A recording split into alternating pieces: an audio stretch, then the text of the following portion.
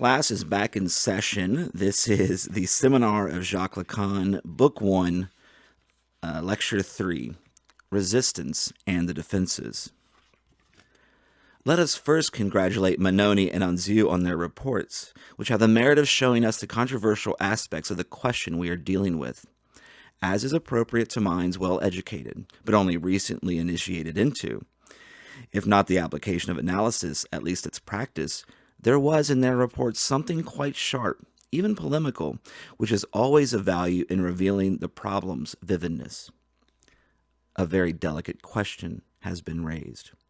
All the more delicate since, as I pointed out in my interruptions, it is very much a present concern for some of us. A reproach has implicitly been leveled at Freud as to his authoritarianism, alleged to be constitutive of his method from the beginning. That is paradoxical. If anything constitutes the originality of the analytic treatment, it is rather to have perceived at the beginning, right from the start, the problematical relation of the subject to himself. The real find, the discovery, in a sense I explained to you at the beginning of this year, is to have conjoined this relation with the meaning of symptoms. It is the subject's refusal of this meaning that poses a problem for him. This meaning must not be revealed to him. It must be assumed by him. In this respect, psychoanalysis is a technique which respects the person in the sense in which we understand it today, having realized that it had its price, not only respects it, but cannot function without respecting it. It would thus be paradoxical to place in the foreground the idea that analytical technique has as its aim to break down the subject's resistance, which isn't to say that the problem doesn't ever arise. Indeed, aren't we aware these days that an analyst doesn't make a single move in the treatment without teaching his students to be always asking themselves, in relation to the patient, the question, what defense has he come up with now? This isn't really a policeman's approach, in a sense that it involves looking for something hidden. That term should rather be reserved for the suspect phases of analysis in its archaic periods. Rather, they are always trying to find out what posture the subject could possibly take up, what find he could have made, in order to get himself into a position such that everything we might say to him will be ineffective. It would not be fair to say that they impute bad faith to the subject because bad faith is too much tied to implications of the order of knowledge, which are totally foreign to this state of mind. That would be too subtle by half. There is, in all this, the idea of the subject's fundamental ill will. All these features lead me to think that I am being accurate in calling this style of analysis inquisitorial. 1. Before going into my subject, I will take as an example Margaret Little's article on countertransference, which appeared in the first number of the International Journal of Psychoanalysis for 1951. This article takes its bearings from a manner of orienting technique which is pushed very far by a certain section of the English school. As you know, it leads to the view that the whole of the analysis must unfold in the hic et nunc. Everything is supposed to take place through grappling with the subject's intentions here and now in the session.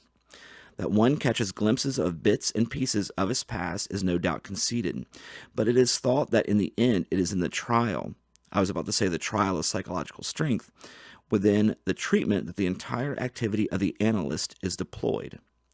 And that really is the problem, the activity of the analyst. How does he act? What are the implications of what he does? For the authors in question, for Margaret Little, nothing else matters but the recognition by the subject, hic et nunc, of the intentions of his discourse. And his intentions only ever have value in their implications, hic et nunc, in the immediate exchange. The subject may well describe himself taking on the grocer or the hairdresser. In fact, he is bawling out the person he's talking to, that is to say, the analyst. There is some truth in that. The slightest experience of conjugal life will tell you that there is always an implicit demand of some sort in the fact that one spouse relates to the other what got his goat during the day, rather than the other way round. But it may also stem from a concern to inform the other of some incident worth knowing about. Both are true. It is a question of knowing on which aspect one should throw some light. As the following story told by Margaret Little shows, things do sometimes go even further. Certain of its features are a bit confused, but everything points to the fact that it is a training analysis, or in any case, the analysis of someone whose area of interest is very close to psychoanalysis. The analysand had occasion to make a radio broadcast on a topic that intensely interested the analyst himself. These things happen.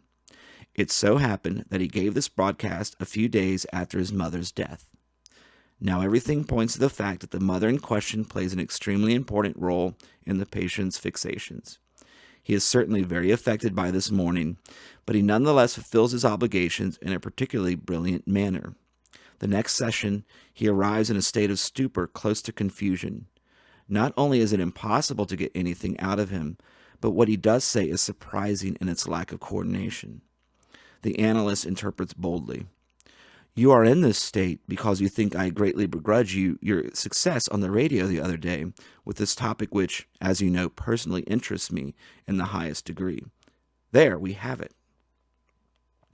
The rest of the account shows that it took a year for the subject to recover from this shock interpretation, which hasn't failed to have some effect since he had instantly recovered his spirits. This shows you that the fact that the subject comes out of a confused state of mind following an intervention by the analyst by no means proves that it was effective in the strictly therapeutic, structuring sense of the word, namely that it was, in the analysis, true. On the contrary, Margaret Little brought the subject back to a sense of the unity of his ego. Suddenly he tears himself out of confusion in which he found himself, saying to himself, here is someone who points out to me that indeed everything is much of a muchness and that life goes on. And he starts off, gets going again. The effect is instantaneous. It is impossible, in the analytic experience, to consider the subject's change of style as being the proof of the correctness of an interpretation. I consider the proof of the correctness of an interpretation to lie in the confirmatory material the subject supplies. And even that needs to be put more subtly. After a year, the subject realizes that his state of confusion was linked to the backlash of his reactions to mourning, which he had only been able to overcome by inverting them. I refer you at this point to the psychology of mourning, whose depressive side some of you are sufficiently familiar with. Indeed, a radio talk is produced in accordance with a very specific modality of speech, since it is addressed to a mass of invisible listeners by an invisible speaker.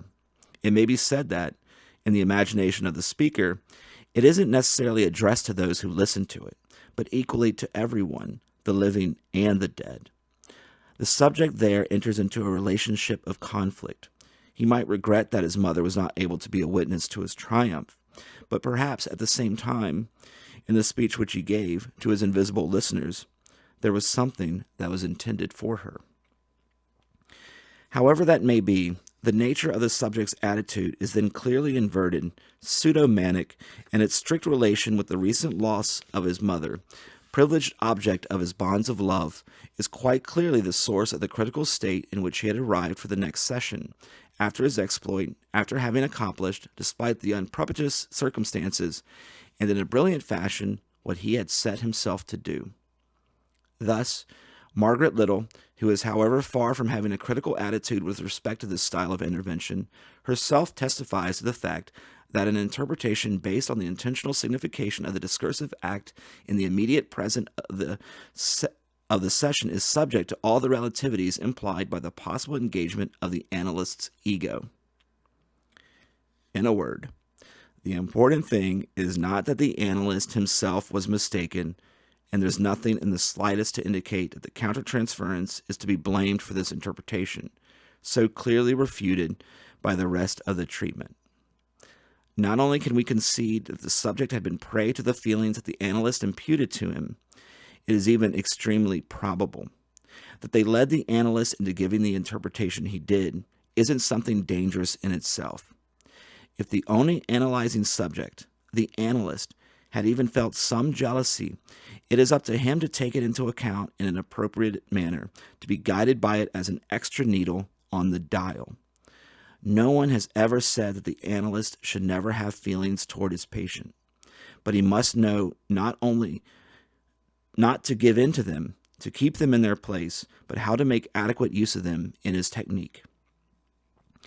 In this particular instance, it is because the analyst thought he should look first in the hic et nunc for the reason for the patient's attitude that he found it in something which, without a shadow of a doubt, really existed in the intersubjective field shared by the two characters. He was well placed to recognize it because he felt some hostility, or at the very least irritation, in connection with the patient's success. What is serious is to have believed himself authorized by a certain technique to make use of it straight away and in a direct manner. What do I contrast this to? I will now try and show you. The analyst here believes himself authorized to offer what I will call an interpretation from ego to ego, or from equal to equal. Allow me the play on words. In other words, an interpretation whose foundation and mechanism cannot in any way be distinguished from that of projection. When I say projection, I am not saying erroneous projection. Let there be no mistake about what I'm explaining to you. Before I became an analyst, I had, thanks to what little psychological gifts I have, taken a formula as the principle of the little compass with which I appraise some situations. I was quite happy to say to myself, feelings are always reciprocated. It is absolutely true, appearances notwithstanding. As soon as you put two subjects together, I say two, not three, feelings are always reciprocated. This explains why the analyst was justified in thinking that given that he had these particular feelings, corresponding feelings could be elicited in the other. The proof of it is in their wholehearted acceptance by the other. All that would be necessary is for the analyst to tell him, you are hostile because you think that I am irritated with you, and the feeling would be elicited. The feeling then was already there, virtually, since all that was required for it to exist was to light the blue touch paper. The subject was perfectly justified in accepting Margaret Little's interpretation, for the simple reason that, in a relationship as intimate as that which exists between analysand and analyst, he was sufficiently aware of the analyst's feelings to be induced into something symmetrical. The question is to know whether this way of understanding the analysis of defenses doesn't land us with a technique which almost inevitably generates a specific sort of error, an error which in fact isn't one, something prior to truth and falsity. There are interpretations which are so to the point and so true, so necessarily to the point and true, that one cannot say if they do or do not speak to a truth. Whichever way they will be verified. It is best to abstain from offering this interpretation of the defense, which I will call from ego to ego, whatever value it may eventually have. In the interpretation of defenses, there should always be at least a third term. In fact, you need more than that, and I hope to be able to prove it to you. But I am only opening up the problem today. 2. It is late, which will not allow us to go as far as I would have liked into the problem of the relation between resistance and the defenses. Nevertheless, I would like to give you some sense of where we're heading. After having listened to Mannoni's and Anzieu's reports, and after having shown you the risks run by a particular analytic technique, I think it necessary to lay down some guidelines. It is in the interpretation of dreams that Freud offered the first definition in relation to analysis of the notion of resistance. In Chapter 7, Section 1, there is this decisive sentence: Was immer die Fortsetzung der Arbeit stört ist ein Widerstand, which means everything which destroys, suspends, changes the continuation of the work. Symptoms are not at issue here. What is the analytic work, the cure, the Behandlung, as we say when dealing with an object undergoing certain processes. Everything which destroys the continuation of the work is a resistance. This has been unhappily translated into French as tout obstacle à l'interprétation provient de la résistance psychique. I am pointing this out to you. That means every obstacle to interpretation stems from psychical resistance. Footnote. I am pointing this out to you because it doesn't make life easy for those who can only go by the very congenial translation of the brave M. Meyerson, and the whole of the preceding paragraph is translated in the same vein. This should instill in you a healthy suspicion of a number of translations of Freud. In the German edition, a note is added to the sentence quoted, which discusses the following point. If the patient's father dies, is it a resistance? I am not going to tell you what conclusion Freud reaches, but you see that this note shows how broadly the question of resistance is conceived. Well, this note is omitted in the French edition. Everything which suspends, destroys, interrupts the continuity, Fortsetzung, can even be translated like that. Of the cure is a resistance. You must start from texts such as these, mull them over a bit, sift them, and see where it gets you. What does all this add up to? What is at issue is the continuation of the treatment, of the work. In order to make it perfectly unambiguous, Freud did not say Behandlung, which could mean the cure. No, what is at issue is work, Arbeit, which can be defined by its form, as the verbal association determined by the rule which he has just mentioned, the fundamental rule of free association. Now, this work, since we are dealing with the analysis of dreams, is quite clearly the revelation of the unconscious. This will allow us to consider a certain number of problems, in particular the one which Anzieu mentioned just now, this resistance. Where does it come from? We've seen that none of the texts in the Studien über Hysterie allow one to suppose that, as such, it comes from the ego. Nor does anything in the Traumdeutung indicate that it comes from the secondary process, whose introduction is such an important stage in the development of Freud's thought. When we get to the years around 1915, when Freud published Die Verdrängung, the first of those studies to appear amongst those which were eventually to be regrouped into the metapsychological writings, resistance is indeed conceived of as something produced on the side of consciousness, but whose identity is essentially determined by its distance, Entfernung, from what was originally repressed. The relation, then, of resistance to the contents of the unconscious itself is in this instance still extremely tangible. It will remain so right up to a period later than that of this article, which belongs to the middle period of Freud's development. What is it, in the end, which has been primarily repressed from the interpretation of dreams up to this period, which I call intermediary? Let me do that again. What is it, in the end, which has been primarily repressed from the interpretation of dreams up to this period, which I call intermediary? It is still, as always, the past. A past which must be reinstated, and whose ambiguity we cannot but recall once again, no less than the problems that it raises as to its definition, its nature, and its function. This period is the same as that of the Wolfman, in which Freud raises the question, what is a trauma? He realizes that trauma is an extremely ambiguous concept, since it would seem that, according to all the clinical evidence, its fantasy aspect is infinitely more important than its event aspect, whence the event shifts into the background in the order of subjective references. In contrast, the dating of the trauma remains for him a problem that he sees fit to retain quite, if I may put it this way, pig-headedly, as I reminded those of you who followed my course on the subject of the Wolfman. Who will ever know what he saw? But whether he saw it or not, he could only have seen it on a specific date. He cannot have seen it were it only 1 year later. I don't think I am being unfaithful to Freud's line of thought. All you need is to know how to read him. It's written down in black and white by saying that it is only the perspective of history and of recognition that allows a definition of what counts for the subject. For those of you who aren't familiar with this dialectic, which I have already developed at great length, I would like to offer a certain number of basic concepts. One should always work at the level of the alphabet. I am therefore going to take an example which will make you understand clearly the questions raised by recognition, and which will keep you from drowning it in notions as confused as those of memory and recollection.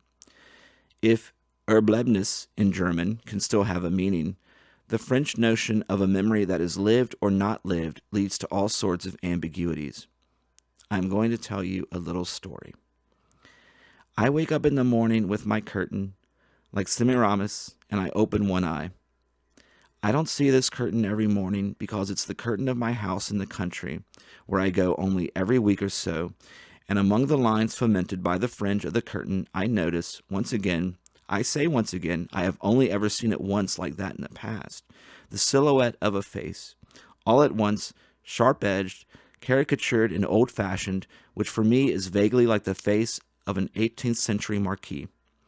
This is one of those completely stupid fabulations to which the mind lends itself when waking, produced as a result of a gestalt-like crystallization, as one would say these days, in speaking of the recognition of a figure one has known for a long time. The same thing could have happened with a spot on the wall. That's why I can say that the curtain hasn't moved an inch since precisely 8 days before. A week ago, on waking up, I had seen the same thing. I had, of course, completely forgotten it, but it is because of that I know that the curtain hasn't moved. It is still there, in exactly the same position. This is only a fable, because it takes place on the imaginary plane, although it wouldn't be difficult to put the symbolic coordinates in place.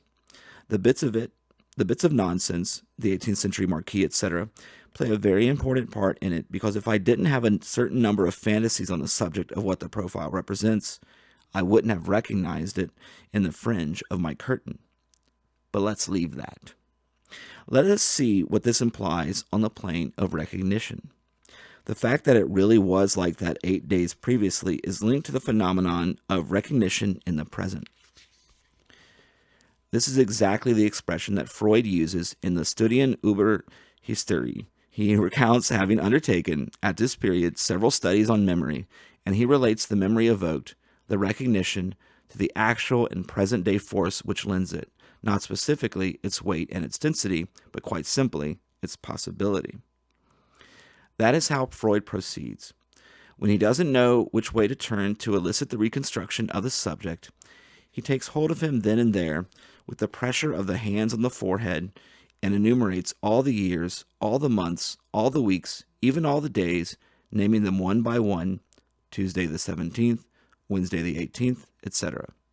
He trusts sufficiently in the subject's implicit structurization by what has since been defined as socialized time to think that, when his enumeration reaches the point at which the hand of the clock truly intersects with the critical moment of the subject, the latter will say, "Oh yes, that's right, I do remember something for that day." Note that I am not saying that it works. It is Freud who assures us that it did work. Have you got hold of the implication of what I am saying to you? The subject's center of gravity is this present synthesis of the past, which we call history. And it is in that we trust when it is a matter of keeping the work going. That is what is presupposed by analysis from its beginnings. Henceforth, there are no grounds on which to prove that it is refuted at its end. In truth, if it isn't like that, it is absolutely impossible to see anything novel in analysis. This is a first phase. Is it enough? No, of course it isn't enough. The subject's resistance is no doubt in action on this plane, but it manifests itself in an odd manner which deserves to be explored and in strictly specific instances. There is one case in which Freud knew the whole story. The mother had told him it. So he tells it to the subject by saying to her, "Here is what happened. This is what was done to you." On each occasion, the patient, a hysteric, responded with a little hysterical crisis, a replica of the characteristic crisis. She listened and replied in her own way, which was her symptom, which raises several small problems, and this one in particular. Is it a resistance? It is a question that I open up for today. I would like to conclude with the following remark. At the end of the Studien über Hysterie, Freud defines the pathogenic nucleus as what is being sought, but which repels the discourse, what discourse shuns. Resistance is the inflection the discourse adopts on approaching the nucleus. From then on, we will only be able to resolve the question of resistance by deepening our understanding of what is the meaning of this discourse. We have already said it. It is a historical discourse. Let's forget what analytic technique is in its beginning, a hypnotic technique. In hypnotism, the subject sustains this hysterical discourse. He even sustains it in a particularly striking, dramatized manner, which implicates the presence of the listener. Once out of this hypnotized state, the subject remembers nothing of this discourse. Why is this precisely the point of entry into the technique of analysis? Because the reviviscence of the trauma is revealed here, in itself, immediately, if not in a permanent therapeutic manner. It turns out that a discourse held like that, by someone who can say moi, concerns the subject. It still is ambiguous to speak of the relived character of the trauma in the second hysterical state. It is not on account of the discourse having been dramatized and presented in a pathetic manner that the word relived does the trick. What does it mean to say that the subject assumes his own lived experience? You see that I am bringing the question to bear at the point where this relived is at its most ambiguous, namely in the subject's second state. But isn't it exactly the same at every level of analytic experience? At every turn we come upon the question, what is the meaning of this discourse, which we force the subject to set up within the parenthesis of the fundamental rule? This rule tells him, when all is said and done, your discourse has no importance. As long as he surrenders himself to this exercise, he already only half believes in his discourse, since he knows himself to be in the crossfire of our interpretation at every moment. So the question then becomes, what is the subject of the discourse? That is where we will start off again next time, and we'll try to discuss the meaning and importance of resistance in relation to these fundamental problems. January 27th, 1954.